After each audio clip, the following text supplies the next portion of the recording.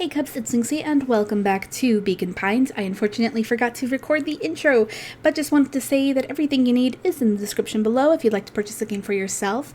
There are some content warnings, which are the discussion of missing / parents that have passed away. There is bullying, frightening situations with children, some mild jump scares, kids using some swear words, a dismembered appendage, which we saw last episode. I don't think there's any more. There wasn't any blood, though, and characters' bodies morphing in scary ways. And I will see you all next time. Hey Cubs, it's Lynxy, and welcome back to Beacon Pines. Let's get into it. We've got to go and do our tickle charm right now. Let's see what happens. Well, time to bust out the tickles. Hey Tish, want to see something cool? Yup. Check it. Beck lunged forward and began to tickle under Tish's arms. Little tickle animation. What the? Tish, is she tickling you? Yup. Yup. Yup. Tears began to form in Tish's eyes as she gasped for breath between gales of laughter. Yup, yup, yup. Beck redoubled her efforts until Tish finally had had enough. Yup. What just happened? She seems nice. Sorry for the interruption. I think you were just threatening us. Iggy's eyes darted around, a realization dawning on his face that he was now outnumbered. I just remembered. I have somewhere to be. See you around, new kid. Iggy kicked at the puddle before making his escape. Whoa. I'm a little creep. Beck? I think you got a little ooze in your hair. Beck shook the ooze out of her hair as best as she could. Is it bad? It depends. What are your feelings about having a more mature, refined look? God. Chapter 4. The Best Policy. Oh, so these change, Luca huh? paused for a moment, catching his breath. He'd only just met Beck, and somehow he already managed to drag her into this mess. Yeah. Hopefully he could make it up to her. But finding Rollo was his primary concern. Fair enough. Alright. Yeah, so it is the Valentine Fertilizer Company's stuff. Interesting.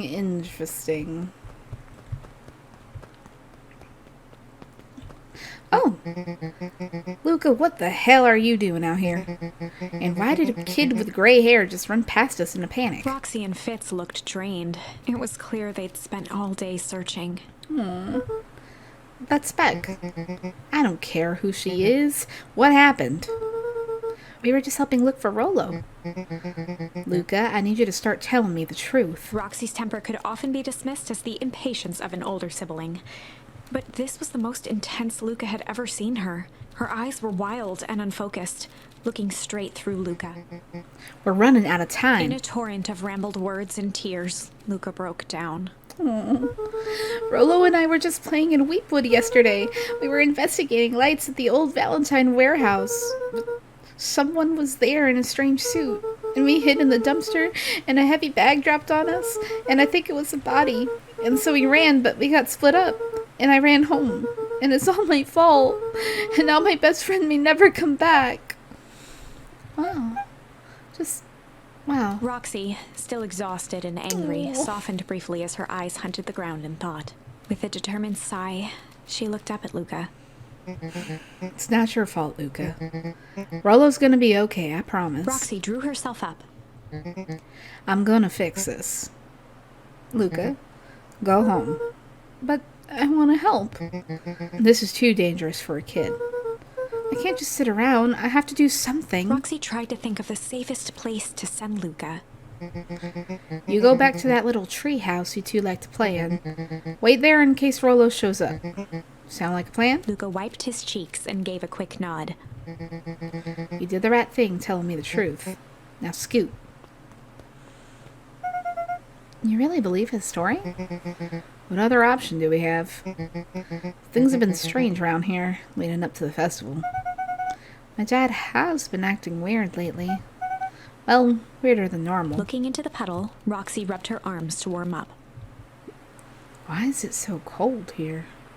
Oh my gosh. It's definitely frozen stuff over, but like, this place gives me the willies. I finally ran out of mushrooms. Sorry, I had to see. I had to test. Alright, now let's see here. Mr. Nuncreed jumped with a start. Oh. Jeez. Whoa, don't sneak up on an old fellow like that. Sorry. Who were you talking to? What? Luca motioned to the phone booth. Oh, no. I was just checking because I thought I heard it ring. That dang thing never does, of course. Yeah, I've never seen anyone use it, really. The whole thing's a waste of money, if you ask me. Any word from Rollo yet? Not yet. Long time for a boy to lose his way. Rollo knows those woods too well to get lost. Suppose you're right. Silly boy's antics of this whole town worried sick. Why is there music? Antics? We all know Rollo likes to play his little pranks. You think this is a prank? What other possible explanation could there be? He's not playing a prank, and he didn't get lost. Someone took him. I know it. How would you know that? Unless... Luca, is there something else that you know? Mr. Nuncreed gently placed one of his substantial hands on Luca's shoulder. I don't like the music that's playing. What is going on? Dang it, boy. If there is something you know, something that could help your friend, you need to tell folks. Luca peered up at Mr. Nuncreed. Kind eyes warmed a stern face. There was a deeper emotion hiding beneath it all. It was subtle, but Luca could sense something eating away at him. Oh, it's guilt. It is not kindness there. Yeah, there is shame lurking behind those eyes. Lurking behind those eyes. What did you do, Mr. Nuncreed? A deep sadness. If Mr. Nuncreed was that worried about Rollo, maybe he could help. He doesn't care about Rollo. No. He's worried. He doesn't like working for whoever he's working for. Isn't that right? Is he the guy in the hazmat suit?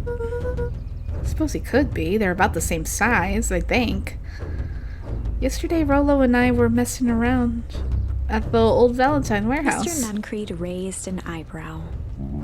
Both of you? You were with Rollo when he went missing? Not exactly. I was hiding in the dumpster. The dumpster? What were you doing in there? At first, we were just looking around, and someone in a strange yellow suit came and dumped something on us. We both got scared and ran. That was the last I saw of him. You got scared by some garbage? Well, that's why you don't go skulking in someone's dumpster. But it wasn't garbage. I think it was a body. I'm sure it was just some trash. No, there was a name tag. It said Deep Engineering. Mr. Nuncreed's shoulders slumped. I wish you wouldn't have said that. A deep sigh bellowed from his chest. Why did you have to? I tried, Luca. God knows I try to keep you safe. Luca attempted to take a step back, but Nuncreed's hand clamped down on his shoulder. But you Van Horns just can't help yourselves, can you? Oh my god. Did he kill Luca's father? No, because Luca's mom is missing. And his dad did die about 6 years ago. 6 years ago was when the bad harvest was there. The harvest. And that's what took Mr. Sharp as well, right? So maybe Mr. Van Horn was over there working for Mr. Sharp, and then the really bad harvest happened because the fertilizer was bad, right? It started growing things way too soon, and so it like kicked stuff out and it killed them. And that's what might have killed him. And the mom knew, and they took her. Oh my god. We were all so close to being done with this. With a firm shove, Nuncreed manhandled Luca into the phone booth. What are you doing? It's out of my hands now. The door latched shut with a mechanical hiss.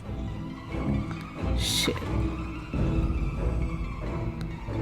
As Luca pounded the glass, the floor dropped from under his feet. The inside of the phone booth was now a loose capsule plummeting at gravity's whim. Oh my god. Luca winced and pressed his hands to the walls. As he braced for impact, the capsule hurried to a surprisingly smooth stop. He felt a cold rush of air and opened his eyes with hesitance. Two large figures in hazmat suits occluded his view. Oh my god. Luca heard the deep, resigned voice of Mr. Nuncreed over an intercom. He knows too much. The end. Oh my god. Wait. No. This isn't the end. I know there's still much more. Somehow this went wrong. Okay, let's try something else. Oh my god. Oh my gosh. If that's really what it is, I am gonna be so... Oh my god. Did I... No.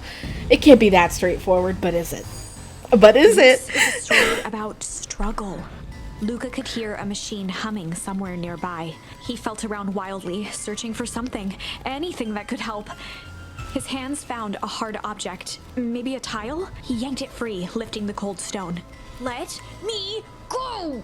Luca swung the tile as hard as he could at the shape that still held fast to his leg. He heard the crack of glass as the stone hit the assailant's mask. With a muffled yelp, the hand let go. Luca was free and scrambled to the door. He never looked back once on the long run home. Oh Chapter my 3. gosh. Oh my gosh. Everything's fine. Yeah. The next morning, everything's fine. It was quieter than usual at the breakfast table. Only the sound of silverware and chewing interrupted the awkward silence. Oh my god. Oh my god. I finished jarring a mess of jam last night. So that'll need to get delivered in town today. Okay. So, what did you and Rollo get up to yesterday? Oh, Rollo had things to do, so I just sort of poked around town. Set the jam down by the front door. There's 2 batches to drop off. One for Mr. Tolliver at the Bag and Wag. Another for Miss Fratelli at the diner. Mrs. or is it Miss? Oh, whoopsie. It's supposed to be Mrs. Fratelli. Oh, and Mr. Nuncreed. He said he wanted some more. I suspected as much. Yes, he seems to have taken a particular interest in my jam. There are some extras in the basket for that enthusiastic gentleman. Gentleman. Just make sure Fratelli and Tolliver get the ones on top. No problem. Off with you now, while the day is still young. I'm gonna leave that. I'm gonna leave this in God.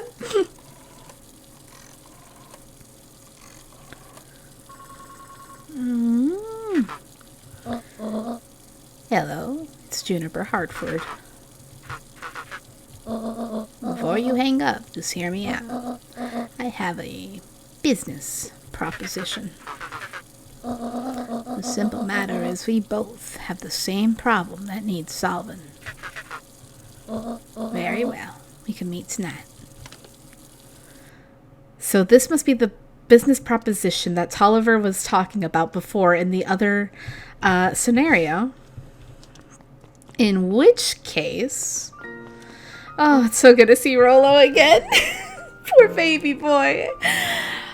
Okay, so, but they needed to make that proposition with the heiress, so they needed to talk to the, oh my gosh, what are their names? The Valentines, right? So they want to get perennial harvest out of here. At least I assume. Sorry about yesterday. Roxy can be so annoying. The good news, no more boring chores for me today. Did you make it to the old Valentine warehouse? So, what did you find? Give me the dirt. Something happened. There was something else there. What? Who was it? Was it aliens? I knew it would be aliens. No. Zombies. No. Alien zombies? What else could it possibly be? Rollo, I gotta deliver these into town first. We can catch up after. Ooh, is it a whole thing? Sounds like it's a whole thing. Yeah, we shouldn't talk about it here. Meet me at the treehouse tonight. Not sure what this treehouse is that you speak of. Meet me at Mission Control. Roger that, Space Cadet. He's so cute with his little basket. Boink, boink, gallop, gallop, gallop. Whee. Hello, Joey. Wait, watch your step. Oh, sorry. There was a whole family of beetles here. They've gone missing. I thought they sort of just wandered around. Everyone has a home, Luca. Even beetles. Checked the soles of his sandals. Think we're okay. It's weird that they're gone. They went missing when the festival preparations began. You think the noise scared them away? Something like that. Just watch where you step, okay?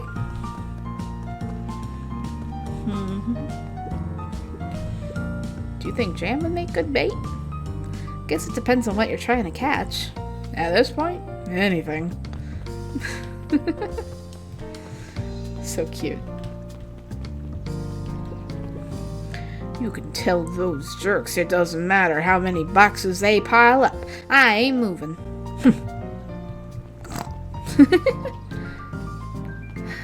Oh my goodness. This stuff is so wild. Like, I can't even imagine all this craziness.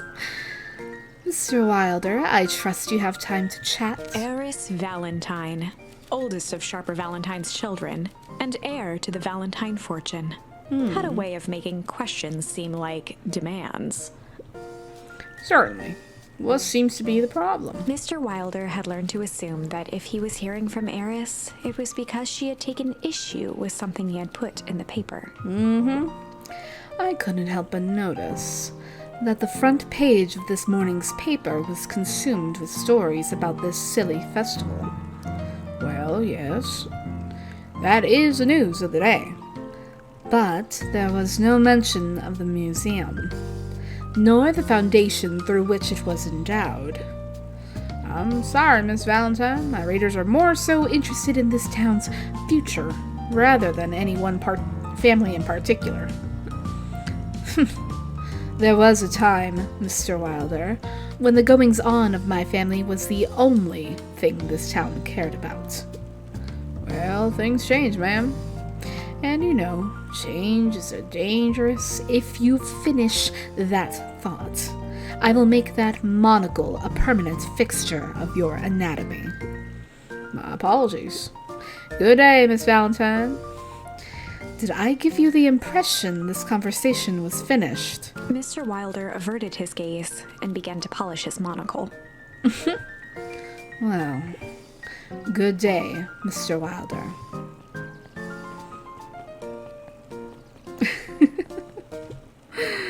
She's a bit much.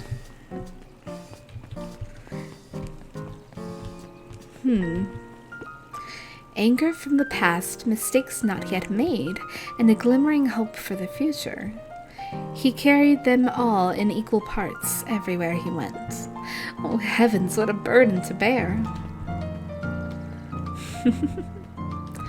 A burden indeed.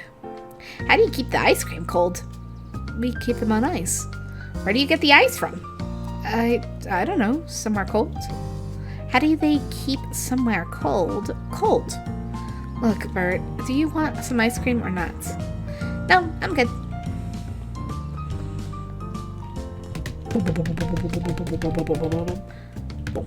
Gotta kick it. Huddled at his counter, Hiram Tolliver was meticulously shining apples. More accurately, Hiram Tolliver was meticulously shining one apple.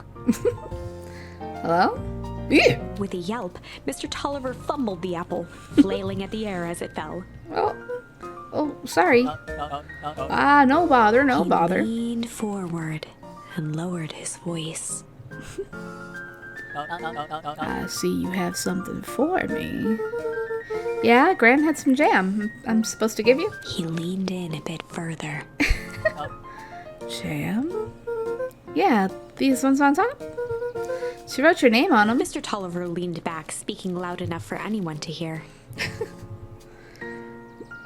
Ah, yes, the jam. Thank you so much for delivering this jam to me. He reached forward and snapped up the jars of jam, giving Luca a little wink. I shall put it on my store shelves post-haste. Okay, I should finish my deliveries. Of course.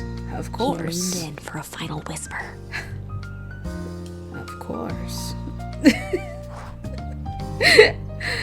He's so wild. Oh, Mr. Tolliver. I wonder, can we give Nuncreed his jam first? I don't really like Mr. Nuncreed now, so I want to see if I can give him. Got some jam for you, Mr. Nuncreed. Oh, good. You seem chipper. Well, aside from being on delivery duty, it's a nice day. Mr. Nuncreed eyed Luca for a moment, then nodded in agreement. Suppose it is. So, do you want your jam? Oh, right. Usually Juniper drops those off herself. I guess she's busy today. Luca handed the jam to Mr. Nuncreed, and he nestled it with both hands. Well, I'll just have to finish this batch off quicker than normal. You tell her to go ahead and get started on my next order. You got it. Okay, because I think before you could tell him that you, I think he'll take the basket from you, and I don't know if that still happens, but I want to go see our cute little Mrs. Fratelli. Hey, Don. Hey, Luca, what's up? I got you on jam delivery, eh? Yep. Have you seen the new kid around yet? New kid? Yeah, came in from the big city. Her parents both got jobs here. But get this, one of them is working for William Kerr and Perennial Harvest, and the other is working for Eris Valentine. And the Valentines represent Beacon Pines' past. Perennial Harvest has positioned itself as this town's future. Must make for some interesting dinner table conversations. I can imagine. I can imagine indeed. If I could just be left alone, young Mr. Van Horn. Oh, sure, sorry to bother you. It's just that Mr. Kerr asked me to make the opening speech at the festival. Being mayor and all, he might expect me to be a charismatic speaker. Luca's face like, no. Truth is, I'm terribly nervous. I really don't think I'm cut out for this sort of thing. Cut out for being mayor or for public speaking? Both, I suppose. Never really chose any of this. It's more of a duty to my family. For our legacy. This sounds like a heavy burden. As for the festival, just speak from your heart. I'm sure it'll be great. Oh, sweet, sweet Luca. Probably not. The mayor seems like he's kind of trash, but you know, what do I know? Well, if it isn't my favorite little jam runner. Hey, Mrs. Fratelli. Look at you. She leaned forward and pinched Luca's cheek. Oh, you're all skin and bones. Is your gran not feeding you? She is. It's just, I understand. You know, I taught your mama how to cook back in the day. You may not even remember, but you and her used to help out in the diner. Oh, see that picture over there? That's you helping your mama back in the day. So cute, running around in your little apron, taking orders. The whole situation just breaks my heart. What happened with Eleanor? Oh, I got a feeling she's out there somewhere, yearning to be with you again. Few things in this world can keep a mother from her son. Luca shifted the basket uncomfortably. Oh, yes, let's see here. Mrs. Fratelli lifted the cloth and inspected the jam. Looks like I'm your last delivery. I'll hold on to the basket until the next time I see Juniper. You tell your gran hello from me, Luca. Will do. Alright. I guess it just doesn't matter. Anyone will basically go and hold the basket so you don't have to worry about it anymore. That's my assumption anyway. Alright, well, done here. Oh. Hey, you! Anchovies or pineapple? What? Don't think. Just answer. Pineapple. Why? How old are you? 12? Perfect. Follow me. Who are you? Anyone ever tell you ask too many questions? Just try to keep up, okay? What just happened? Well. Hey, what a crazy coincidence. Here's my new friend I was just telling you about. Oh, that's wonderful. Yep, we just hit it off. Oh, really? Get this. His favorite pizza topping in the whole world is pineapple. Oh, and what is your new little friend's name? Beck locked eyes with Luca. The look on her face was equal parts expectant and desperate. Luca Van Horn. Nice to meet you. I'm Nellie, and this is Alona. We're Beck's parents. Beck gave Luca a quick nudge. Oh, yeah, Beck told me all about you. Already feels like we've known each other for years. So you both can stop obsessing about me making friends. Oh, darling, we've never doubted you. It's just that for children with fewer than 5 close friends, the probability of a stunted development doubles. Well, 1 down, 4 to go, I guess. What Nellie means is that we just want this move to be as easy on you as possible. You can relax. A friend has been friended. This calls for a celebration. Luca, you must join us for dinner tonight. Dinner? Wow, another coincidence. I actually already asked him and he said he would love to. It's just wonderful. In that case, we should pick up some groceries.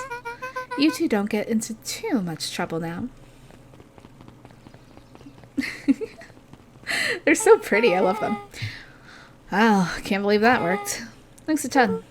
You're welcome. I owe you one.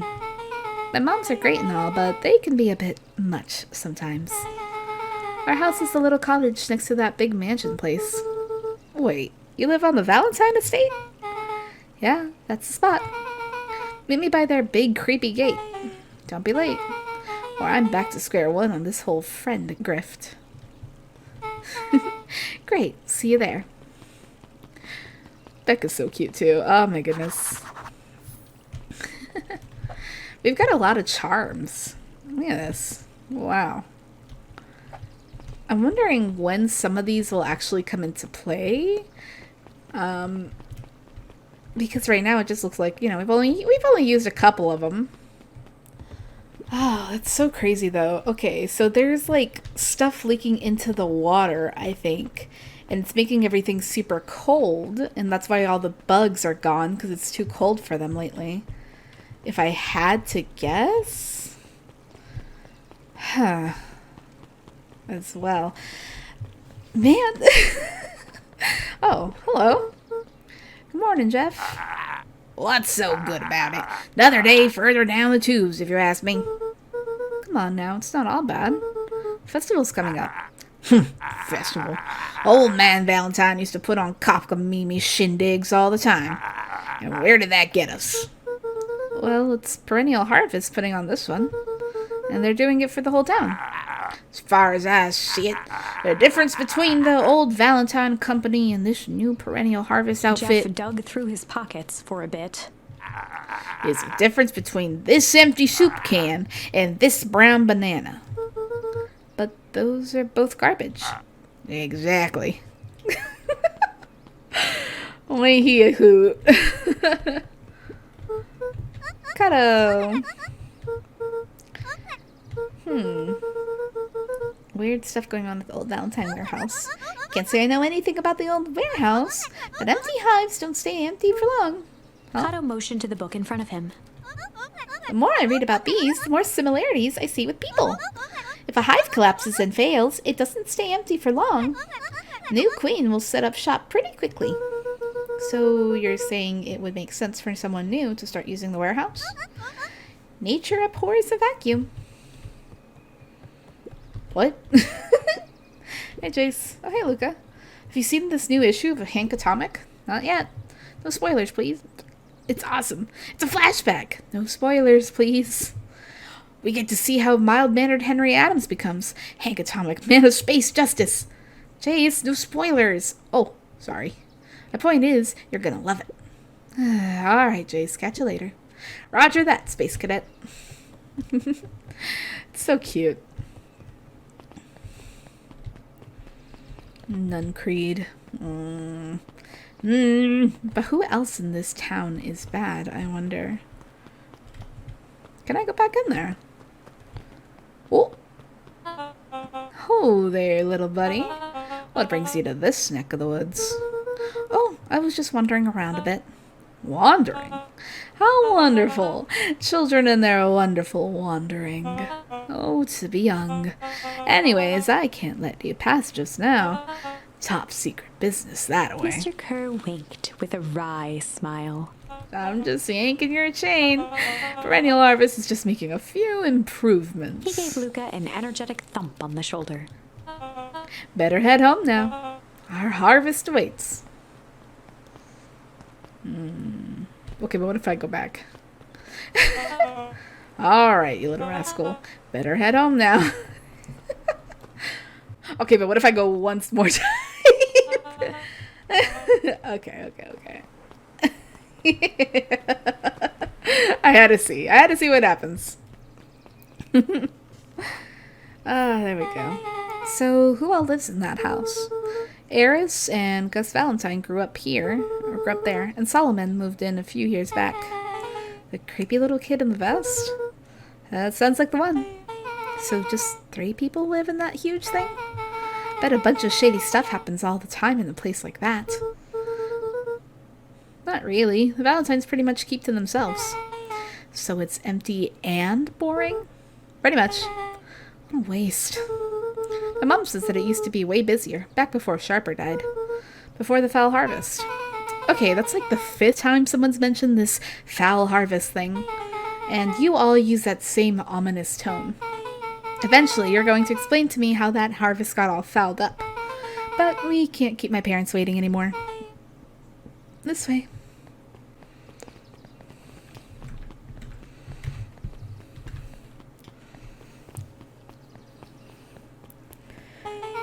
Most kids would have just ditched me by this point. Why are you still here? You look like you could use some help. You know what, Luca? You're not so bad. Let's get through this as simply as possible. Just eat, smile, and nod. Fun. Great. Whatever you do, don't bring up their work. I think I can handle that. Beck took a long breath, then gave a firm nod. Here goes nothing. Chapter 4. And we will end it there, Cubs. Thank you so much for joining me. I know that there's so much more. Oh my gosh.